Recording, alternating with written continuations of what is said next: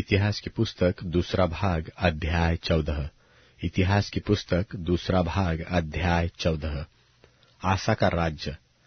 निदान अबिय्याह अपने पुरखाओं के संग सो गया और उसको दाऊदपुर में मिट्टी दी गई, और उसका पुत्र आसा उसके स्थान पर राज्य करने लगा। इसके दिनों में 10 वर्ष तक देश में चैन रहा, और आसा ने वही किया जो उसके परमेश्वर यहोवा की दृष्टि में अच्छा और ठीक था। उसने तो पराई वेदियों को और ऊंचे स्थानों को दूर किया, और लाठों को तुड़वा डाला, और अशेरा नाम मूर्तों को तोड़ डाला, और यहूदियों को आज्ञा दी कि अपने पूर्वजों के परमेश्वर यहोवा की खोज करे और व्यवस्था और आज्ञा को मान ले। और उसने ऊंचे स्थानों और सूर्य की प्रतिमाओं को यहूदा के सब नगरों में से दूर किया, और उसके सामने राज्य में चैन रहा। और उसने यहूदा में गढ़वाले नगर बसाए, क्योंकि देश में चैन रहा, और उन वर्षों में उसे किसी से लड़ाई न करनी पड़ी, क्योंकि यहोवा ने उसे विश्राम दिया था।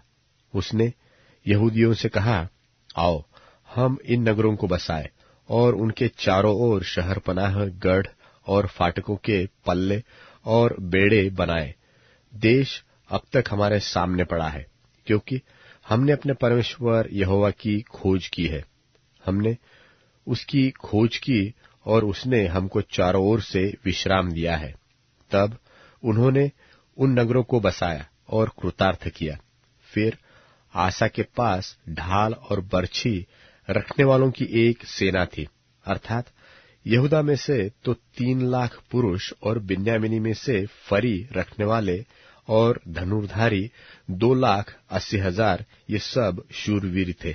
और उनके विरुद्ध 10 लाख पुरुषों की सेना और 300 रथ लिए हुए जेरह नाम एक कुशी निकला और मारेशा तक आ गया।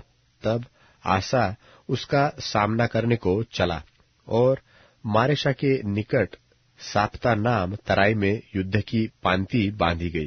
तब आसा ने अपने परमेश्वर यहोवा की यो दोहाई दी कि हे यहोवा, जैसे तू सामर्थी की सहायता कर सकता है, वैसे ही शक्तिहीन की भी, हे हमारे परमेश्वर यहोवा, हमारी सहायता कर, क्योंकि हमारा भरोसा तुझी पर है, और तेरे नाम का भरोसा करके हम इस भीड़ के विरुद्ध आए हैं।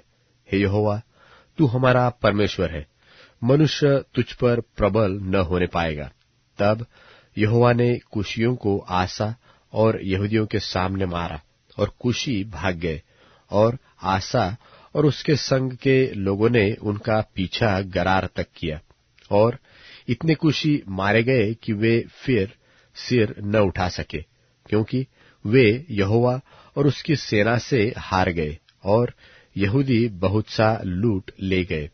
और उन्होंने गरार के आसपास के सब नगरों को मार लिया, क्योंकि यहोवा का भय उनके रहने वालों के मन में समा गया, और उन्होंने उन नगरों को लूट लिया, क्योंकि उनमें बहुत सा धन था।